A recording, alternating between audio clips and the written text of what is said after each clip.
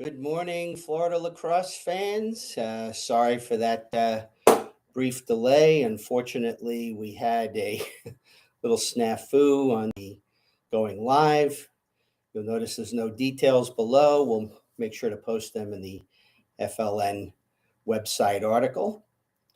This is Lee Roggenberg, Florida Lacrosse News. Welcome to the broadcast. It is September 2nd, Friday. We pushed it back one day just to give me some time to read and digest actually the fate of a sport. So what we're going to do is, first of all, let's get the little things out of the way.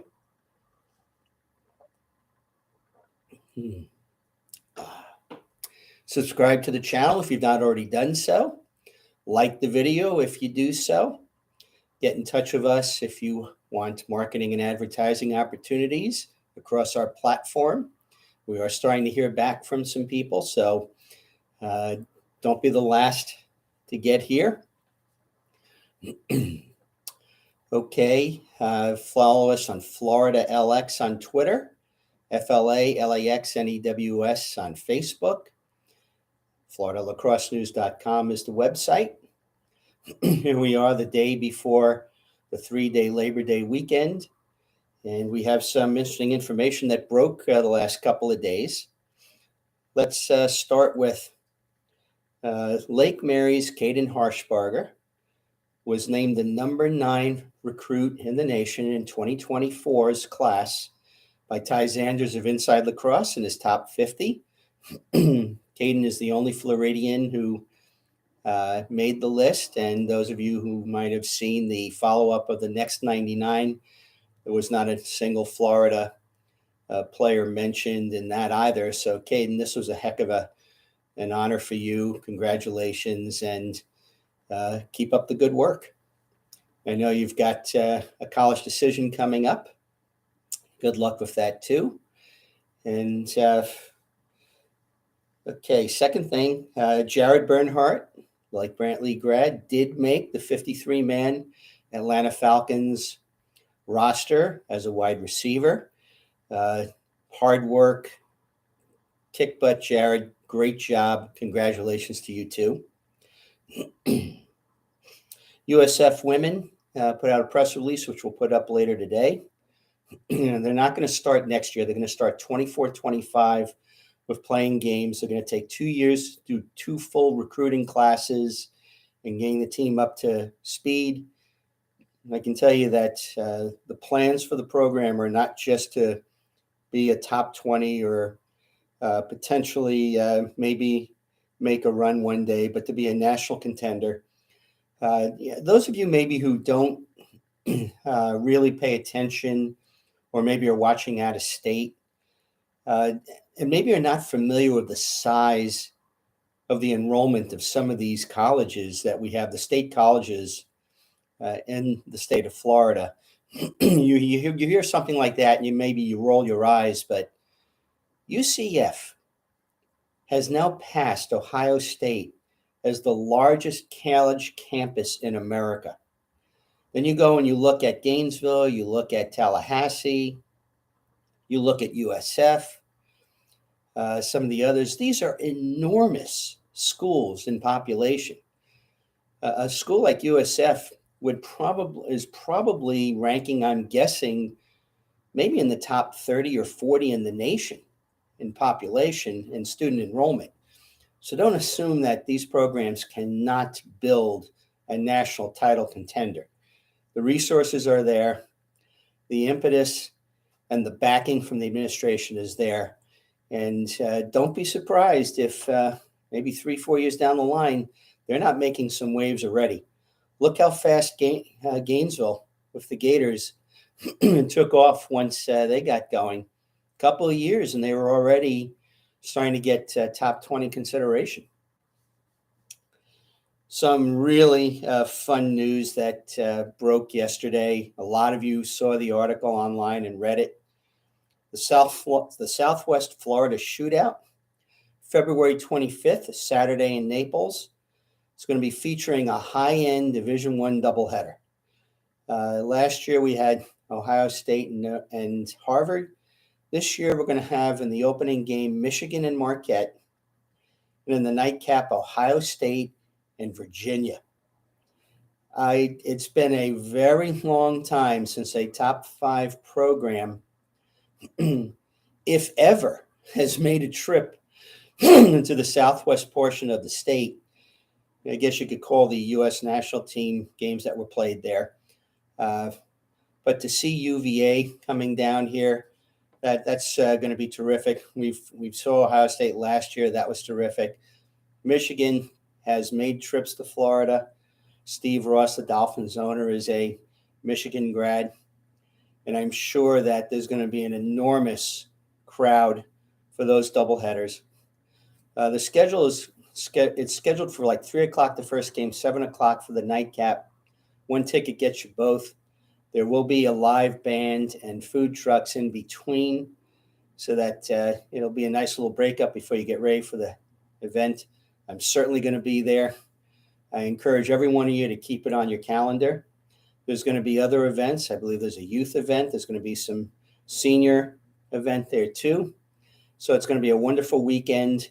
And even though the D1 games are on the Saturday, they're going to be planning Friday through Sunday activities. So keep an eye out. And when we get ticket sales going up, I'll let you know. ESPN is announced they're going to broadcast the entire first round of the NLL draft on September 10th on ESPN+. Tampa men's prospect camp has been announced for September 24th. PLL playoffs. Gillette Stadium, Boston, tomorrow. Whipsnakes on a bye. Cannons are out. All 3 games on Saturday will be on ESPN+. At noon, kickoff of Chaos versus Chrome. At 2:30, Redwoods versus Archers. And at 5:10, Water Dogs versus Atlas. 9/1 has passed. That means that college coaches are talking to recruits. Recruits are talking to the schools. You can start to see some commitments coming through. And I'm sure that we'll hopefully get a number of commitments coming from our kids. And hopefully also we'll be seeing a number of commitment questionnaires filled out. Those of you who have already committed and not done so, please do so. Our readership definitely wants to hear from you. And so, it's going to be a very exciting week or two coming up when we see what happens with our Florida kids. Now, before I get into fate of a sport and talk a little bit about it, if you haven't seen it and you don't want to hear anything of it yet, I'll give you 10 seconds to leave the broadcast or at least stop taping. This is going to be the last segment I'm going to talk about. So for those of you who don't want to hear what I'm going to hear, fate of a sport, I wish you a great Labor Day weekend. We'll see you back here on Tuesday at 8:30. And always remember, grow the game, respect the game, and honor the game. But if you want to hear my thoughts, and again, I'm working on a lengthy article too, but if you want to hear my thoughts, continue listening. And if not, have a great weekend. We'll count down to 10.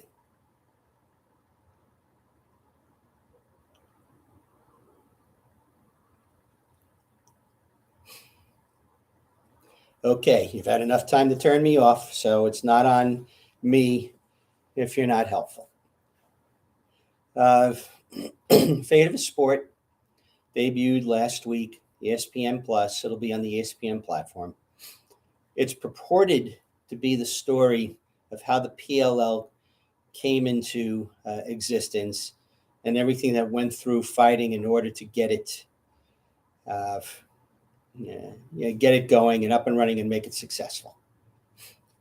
I have to say that after watching it, I was a little disappointed. I think there was certainly some missed opportunities for I think it's about an hour and 40 minutes or so, maybe a touch longer. To be honest, the documentary spent probably more time on Paul Rabel's background and what he went through than I think was really helpful in telling the story. This is not a knock on Paul personally. It's not necessarily a knock on Michael Doniger, the producer, either. Those of you who have come across Paul in the last 4 or 5 years, one of the things that you would have noticed is that an awful lot of what Paul does was being taped. And if he was taping 4 or 5 years ago, then he was obviously had in the back of his mind the possibility of recording this for history, whatever documentary might have come out of it. But I suspect that this might have been a situation where there was too much video on file to choose from, and it made telling the story a little tougher than maybe it could have been. And obviously, having not been in the production, but someone who's had some history with producing some of my own with Varsity Sports Network podcasts over the years, and I understand the issue of needing to keep something from being too overwhelming and sitting in one place for it. Although, binge watching has kind of gotten a little bit more popular these days. And this might have worked better as a 2 or 3 part series, where maybe one could have been based on Paul's experiences. One could have been a lot more focused on what went into building PLL. I think that got shortchanged quite a bit. And then maybe the third one could have focused on, say, the last year and maybe had even more input from the players. One thing that you do find as you go through this is that there was an awful lot of things that happened in the culture that certainly affected the rolling out of this league. Whether it was the George Floyd killing, which got certainly was mentioned, but probably did not delve into what was going on within the league itself between its African American players and its white players. I thought that it came across as a little bit cleansed, I think would be a good term for it. I remember that there was a little bit of a struggle about how far to go. I'm sure there was some internal strife, and I suspect that they tried to find a way to thread the needle on covering it without necessarily giving the full picture. Also, they went through COVID. We ended up with a 3-week bubble type tournament, and that was obviously difficult to schedule. They did a great job of getting through the year on that one. Those are kind of the 2 things that I think could have been certainly spread out a little bit more, certainly the former. Another thing that I found very fascinating early in the broadcast was how Paul and the MLL interacted or didn't interact. There was obviously some. This is a highly competitive thing. I give credo to the documentary for giving MLL some say on what they felt about, particularly when it came to the negotiations over the players signing contracts while under contract to MLL. I think that of all of the criticisms that could be levied against the first year of PLL, I think that's probably the fairest. They did raid players. Now, keep in mind, this is hardly new in professional sports.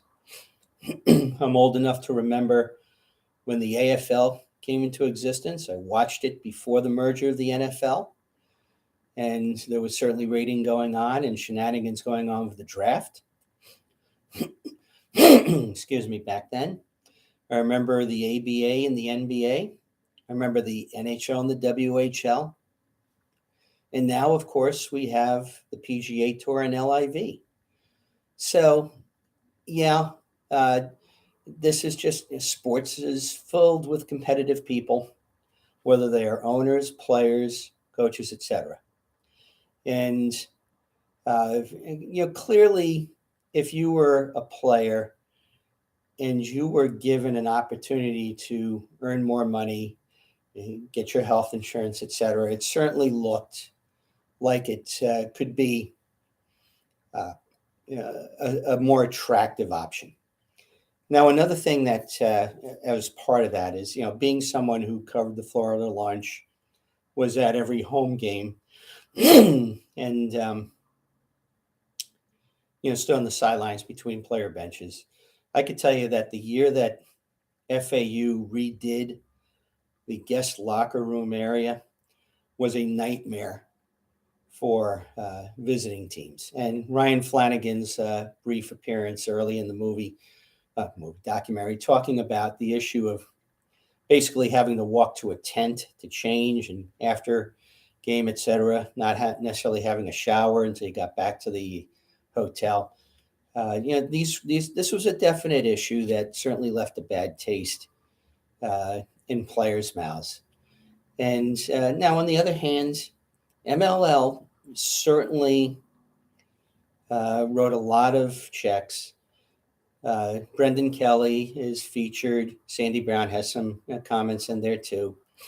I think that deep down they kind of knew that they were going to try the Hail Mary with buying PLL as a last resort. And Jim Davis is.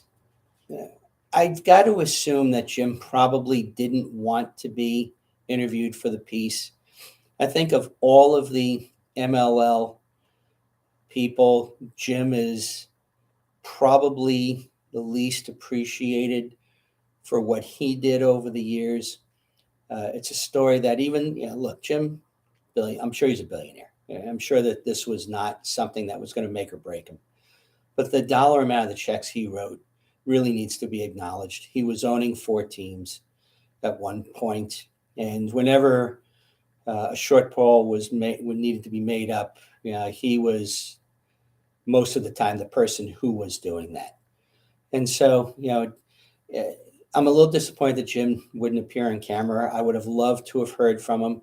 I've never seen him interviewed on the subject or on what he was doing with MLL anyhow.